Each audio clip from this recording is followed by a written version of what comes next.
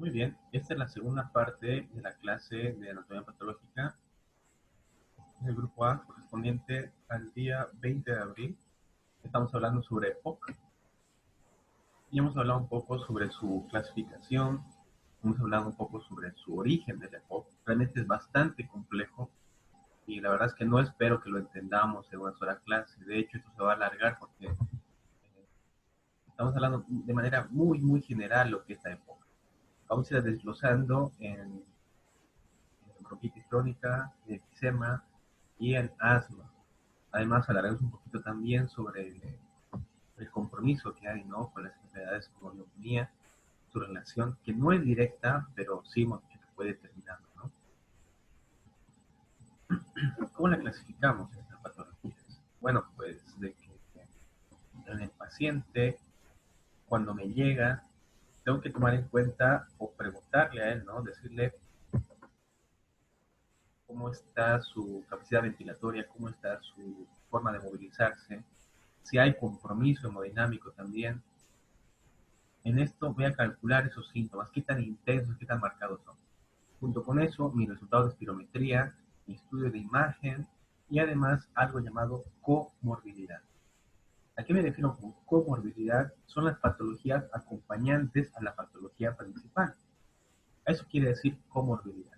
En su caso será un paciente, por ejemplo, que aparte de tener su patología respiratoria crónica, preguntarle, ¿tiene Chagas, tiene diabetes, será hipertenso? Bien. Todo este conjunto de cosas me ayudan a determinar qué tan grave es su daño de mi paciente. Bien. Entonces, esta espirometría, eh, ¿en qué pacientes tengo que ocupar? Bueno, esta tablita pequeña, esta está en el Harrison, también la van a encontrar, y en el libro de patología. Tenemos que tomar en cuenta este paciente si realmente está indicado hacer la espirometría. Como había dicho al principio, eh, hay gente en la que no puedo realizar una espirometría, porque implica un esfuerzo respiratorio que muchos pacientes no pueden soportar, o incluso puede empeorar más su situación. No se olviden que tienen que estar soplando en un tubo durante casi media hora, entonces no mucha gente aguanta eso. ¿En qué pacientes definitivamente no puedo realizar una espirometría? Pacientes que estén hipotensos o hipertensos, inestables hemodinámicamente, pacientes que presenten antecedentes previos de haber tenido algo llamado embolismo o tromboembolismo pulmonar, que es básicamente un coágulo que está alojado en pulmón. Pacientes con neumotoras, pacientes que requieran hemoptisis también, y en general pacientes cardíacos, ya cualquier paciente cardíaco previo o que haya tenido un cuadro previo cardíaco también está contraindicado. Se llama contraindicación relativa cuando tengo que valorar yo si ese paciente será buena idea o no hacerle su espirometría. Bien, aquí en este caso, niños, si es muy necesario, se le va a hacer. Bien, pacientes postquirúrgicos o pacientes que estén con trastornos de náuseas, bien, puede empeorar más su cuadro. Entonces, en este tipo de pacientes, tenemos que pensar de que solo hay que hacerse la espirometría, al menos que sea muy necesario. Este es un gráfico. Vamos a avanzar una clase aparte de esto ya para repasarlo un poquito. Es bastante complejo.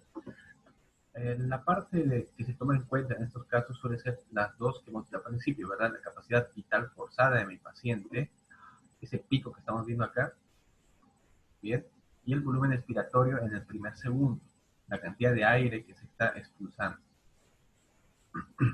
Entre ambos se establece un cociente o un promedio. Este promedio es el que se toma en cuenta para valorar la capacidad de estos pacientes. ¿Bien? Una vez que realizamos la espirometría, al paciente se lo clasifica. ¿Bien? La clasificación que se utiliza es la clasificación GOLD, la GOLD 1, 2, 3 y 4. ¿Bien? Eh, ¿En qué toma en cuenta esto? Bueno, pues de un valor básico, de un valor basal, que es el normal, digamos, a partir de ahí se nos toma en cuenta la capacidad pulmonar que estará aumentada o disminuida, sino que el GOLD 1 hablamos de una patología leve, bien, con una función del 80% de lo normal, que sea un 100%. Bien, entonces fíjense, vamos bajando hasta un GOL 4, que vendría a ser el más grave en sus pacientes, eh, ya que representaría menos del 30% de la capacidad pulmonar normal o la que se espera que tenía que tener el paciente. Ya hablamos de una persona que apenas entre un 20 y un 30% le va a funcionar su método. Este es un pequeño test que se le hace al paciente, el test MRC o MIRC. Son 4 preguntitas que el paciente tiene que responder. Bien, por ejemplo, se le hace al paciente un cuadro, se le dice suba las gradas o se le hace dar vueltas o se le hace caminar 20 metros y se le va preguntando estas cosas, ¿no? Por ejemplo, la pregunta 1 refiere, solo me falta el aire al realizar ejercicio intenso. Ustedes hagan esa pregunta. Hacen ejercicio intenso y se empiezan a sentir con dificultad respiratoria, ¿no? O en el caso 4, por ejemplo, tengo demasiada dificultad respiratoria para salir de casa o me cuesta respirar al vestirme o desvestirme. Pues ustedes díganme, ¿en qué estadio estarán ahora mismo? ¿Bien? Yo creo que muchos estamos en el estadio 2 ahorita, ¿no? No puedo mantener el paso a otras personas de mi misma edad en llano o tengo que detenerme para respirar al andar en llano a mi propio paso. ¿Sí? ¿Quién están así ahora mismo? Este es un test inglés, bien, por si acaso, para que no se nos olvide, la EPOC, enfermedad pulmonar obstructiva crónica, la van a encontrar en los artículos que le voy a pasar o en muchas partes, la vamos a encontrar abreviada así, como OP. Bien, esta es la abreviatura en inglés, Chronic Obstructive Pulmonary Disease, ¿ya? Se refiere a enfermedad pulmonar obstructiva crónica, pero por sus siglas en inglés. Y exactamente es lo mismo, pero a veces presenta confusión, para que no se les equivoque. Bueno, pues este test pequeñito, por ejemplo, me refiere cosas, pequeñas preguntas y la capacidad, o de uno, del 0 al 5, la relación que yo tengo con ese síntoma que me refiere. Entonces, en base a esto se da un puntaje y en base al puntaje se determina el riesgo o la probabilidad de que el paciente tenga EPOC. ¿Por qué se hacen estos test? Bueno, pues porque se ha comprobado que muchos pacientes de estos tienen tan limitada su capacidad ventilatoria que no se pueden desplazar a una clínica o un consultorio. Entonces, estos test se los manda por internet o por el teléfono, o se los hace por teléfono realmente, y el paciente los responde. Hay lugares donde si está muy comprometido o hay una puntuación muy alta en el paciente, se puede mandar a una ambulancia a recogerlo para que se le evalúe más a profundidad. Eh, Al paciente, ¿qué más hay que preguntarle? Bueno, pues tienes que decirle, por ejemplo, señor, usted en el último año, además de esa incapacidad o esa molestia para respirar o el cansancio, se ha enfermado o ha llegado momentos en los que era tan difícil respirar que tuvo que echarse o recurrir a oxígeno. Si el paciente refiere que este cuadro se empeoraba más de 2 veces al año, entonces empezamos a pensar de que esta enfermedad ya está establecida plenamente. ¿Bien?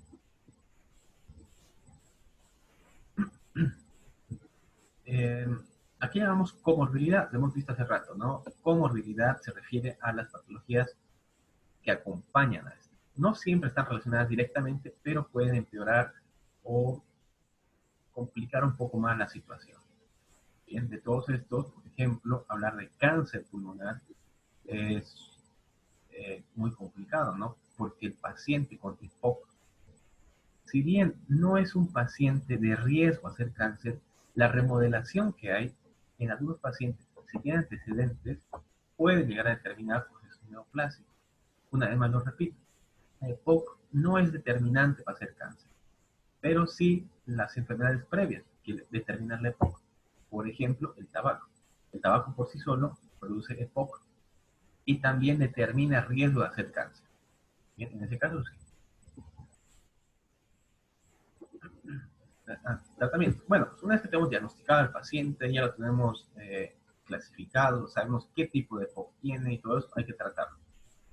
Aquí voy a hacer una pausa pequeñita Y quiero preguntarles a todos, díganme, si la capacidad vital de mi paciente, su capacidad de inspirar, está comprometida, ya sea por que los bronquios están cerrados o porque el alveolo no tiene de, no está adecuado para dilatarse, por ejemplo.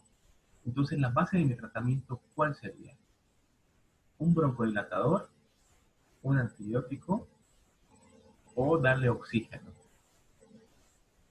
Lo voy a poner en el chat, ¿ya? Voy a poner las opciones. Estas son las posibles líneas de tratamiento y ustedes como médicos tienen que escoger una, ¿ya?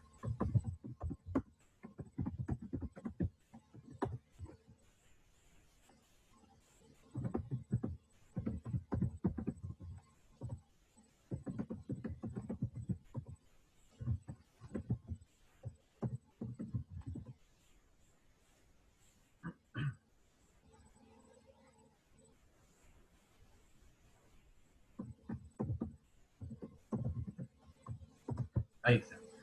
Posibles opciones. Broncodilatadores, antibióticos, corticoides u oxígeno. ¿Cuál sería la más adecuada para iniciar tratamiento en sus pacientes? Ya Lucas, por ejemplo, dice que es un broncodilatador. ¿Alguien tiene otra opinión diferente?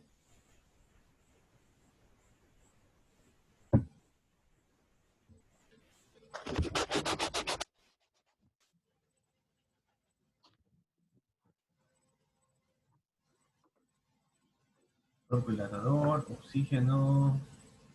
¿Qué más? ¿Alguien? Si no no pueden, o sea, si no quieren hablar, por ejemplo, porque tienen el micrófono apagado, pueden escribirlo. Pero algo tienen que contestarme. Somos ahora mismo 23 participantes, así que necesito respuesta. Broncodilatador, oxígeno, broncodilatador más oxígeno, broncodilatador. ¿Nadie les va a dar corticoides a los pacientes? ¿Mm?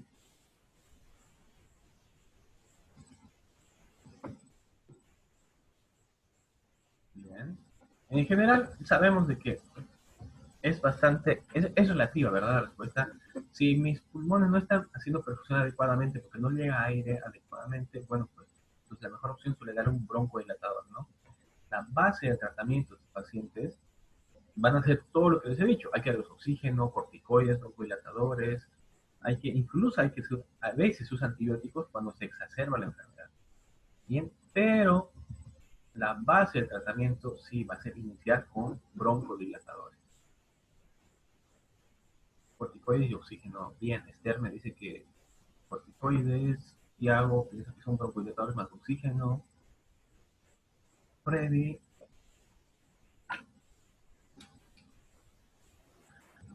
broncodilatadores, Tiago, broncodilatador, sí, me parece perfecto. Ese es, básicamente el tratamiento se basa en eso, ¿de acuerdo? Hay que tomar en cuenta dos cosas, ¿bien? Estos pacientes hay que darles tratamiento farmacológico y no farmacológico. Farmacológico es netamente abandonar tabaco, hacer ejercicios ventilatorios y farmacológico con broncodilatadores o fármacos que ayuden a aliviar un poco esa inflamación crónica que tiene el paciente. Lo primero que hay que decirle a estas personas es, esto no se va a curar. Es un cuadro completamente irreversible y además es progresivo. Avanza, avanza, avanza completamente y no para. El tratamiento es para ralentizarlo y tratar de salvar la poca parte ventilatoria buena que me queda. Pero curar esta patología no tiene cura y es completamente irreversible. Con el tratamiento lo que tratamos es justamente de mejorar la calidad de vida del paciente, pero curarse nunca se va a curar. Entonces, las medidas no farmacológicas, la de siempre, ¿no? Señor, deje de fumar, eh, aunque no se lo crean, un señor de 65 años, por ejemplo, fumador de toda su vida, él piensa que ya para qué voy a dejar el tabaco, ¿no? Dice, no, lo primero que un paciente me decía una vez a mí me decía, pero a mi edad, ya para qué lo voy a dejar, ya el daño está hecho. Bueno, pues aunque no se lo crean, por más avanzada que esté la enfermedad, dejar de fumar, solamente dejar de fumar, en cualquier estadio del paciente puede alargar su vida hasta 5 años más, sea cual sea el estadio del paciente. Eso está estadísticamente probado. Bien. Segundo, aumentar la actividad física, esto para mejorar la capacidad ventilatoria. Obviamente, un paciente fumador de 70 años con Disney a nivel 4, no le voy a decir que vaya al gimnasio o que haga una maratón. Bien, son ejercicios mínimos que ayudan a mejorar la ventilación. Una adecuada nutrición a cualquier paciente, ¿no? Y prevenir patologías que puedan complicar. Por ejemplo, esos pacientes con enfermedades crónicas, lo que es más aconsejable es empezar a vacunar. Por eso estos grupos se llaman grupos de riesgo, los mantienen alejados. Por ejemplo, se dice que el paciente mayor no salga de casa para no contagiarse coronavirus, que tenga sus vacunas, la antineumocócica para evitar infección por estreptococo, la anti-influenza para evitar la neumonía por influenza, y ya hablamos de fármacos. Aquí no voy a hacer mucho detalle, ¿de acuerdo? Porque no hemos llevado a esta parte todavía. Pero el tratamiento de elección es eso, iniciar con broncodilatador. ¿Cuáles son los que más utilizamos en la emergencia? Y esto es importante. ¿Ya? En la emergencia, lo que se utiliza, que tienen acción rápida, van a ser, por ejemplo, el bromuro hipatropio. ¿Bien? Este se utiliza como inhalador y también para nebulización. Otro que se utiliza en las emergencias, un beta 2 agonista, el salbutamol. El salbutamol, la ventaja que me da es que viene en comprimidos, viene en jarabe y viene también para como inhalador. ¿De acuerdo? Ahora, unos que tengan acción un poquito más prolongada, tardan en hacer efecto, pero su acción es más larga. Por ejemplo, el formoterol, casi ya no se lo utiliza, se ha reemplazado por el salmeterol más fluticasona,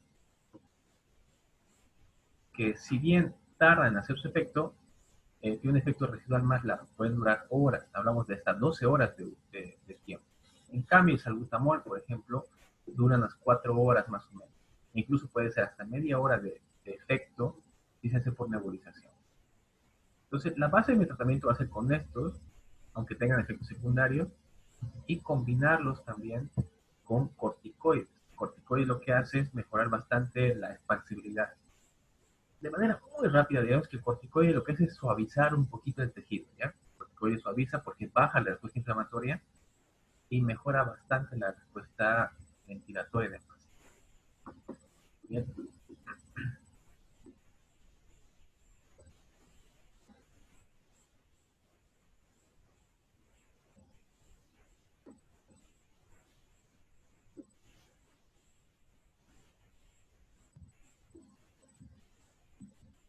Las presentaciones que encontramos, por lo general, son estas, ¿no? Los que más utilizan son, hemos dicho, salbutamol, ¿bien? El bromuro hipatropio, lo conocemos como Atroven. El Atroven tiene en gotitas, es muy utilizado en emergencia. Por ejemplo, cuando un paciente me ingresa a mí con una crisis asmática, por ejemplo, eh, por lo general va a entrar con la frecuencia cardíaca aumentada, va a entrar con taquicardia. El salbutamol es excelente, pero un efecto secundario que tiene es que aumenta la frecuencia cardíaca. Al aumentar la frecuencia cardíaca puede hacer una taquicardia en el paciente. Entonces, por lo general, lo que yo hago, se lo digo por experiencia, es si el paciente está con una crisis de asma, le hacemos una nebulización y en la nebulización aumentamos bromuro hipatropio. El hipatropio hemos visto que es un broncodilatador de acción corta, es rápido y no tiene ese efecto secundario del salbutamol de producir taquicardia. Ahora, al paciente después lo podemos mandar a la casa por su inhalador que tenga hipatropio de acción corta y rápida y que venga con fenoterol de acción larga y prolongada. Combinamos, aliviamos el momento y hacemos que el efecto dure más. ¿Bien? Puede ser también salbutamol más hipatropia, acción rápida y acción medianamente prolongada.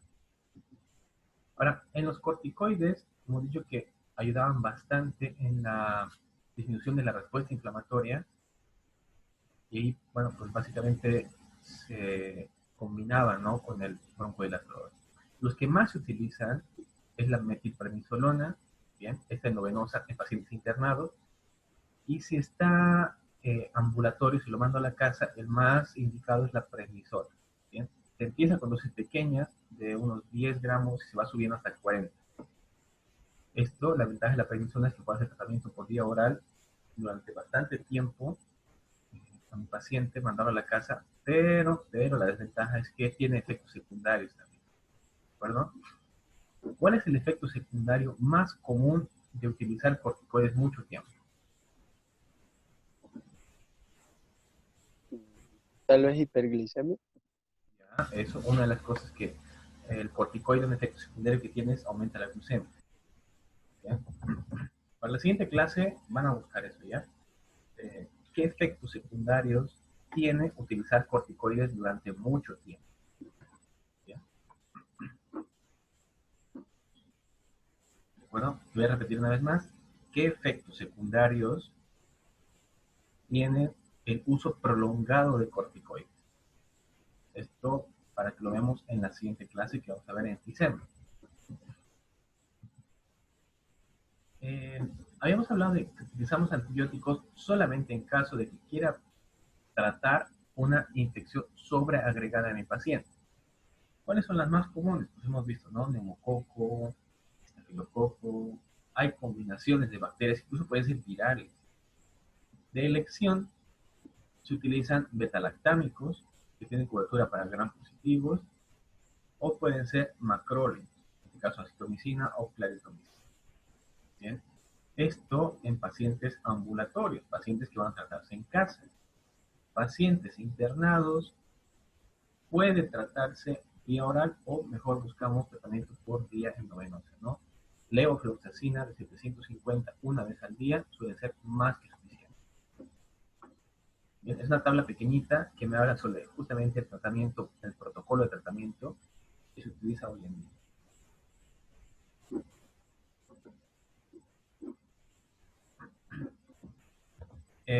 A mi paciente no me basta con darle de alta. Una vez que ustedes tratan a su paciente, le dan el tratamiento y todo, hay que hacerle algo llamado seguimiento al paciente. Y esto es muy importante porque no es solamente a nivel trabajo que ustedes les va a dar trabajo a ustedes, sino que se refiere a preocuparnos. Estas personas, si bien salen caminando, salen bien, si no se tratan adecuadamente o no lo hacen un seguimiento adecuado de su tratamiento, pueden complicarse. Entonces se le dice, una vez que se va de alta o sale de consulta, hacer reconsulta a los 3 días, ¿bien? Luego al mes y luego una consulta cada 3 meses aproximadamente para su control. Bien, ese suele ser el protocolo de seguimiento que tenemos que hacer a nuestros pacientes pulmonares. ¿Por qué? Porque tengo que ver si el tratamiento que está recibiendo está mejorando, está estacionario, es decir, que no avanza o no le está haciendo ningún efecto. Bien. Este tema no ha terminado todavía, ya es un tema largo, porque hemos visto lo global. Ahora vamos a verlo por parte de POC, por parte de bronquitis crónica, enfisema, y finalmente terminaremos con una clase sobre asma, ¿de acuerdo? ¿Alguien tiene alguna pregunta sobre este tema?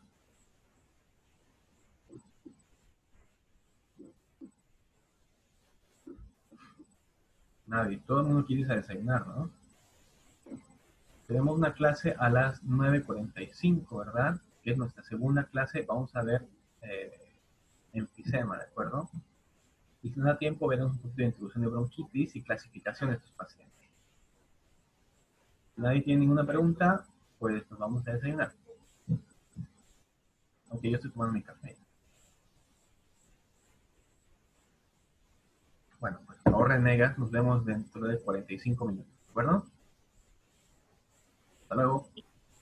Hasta luego.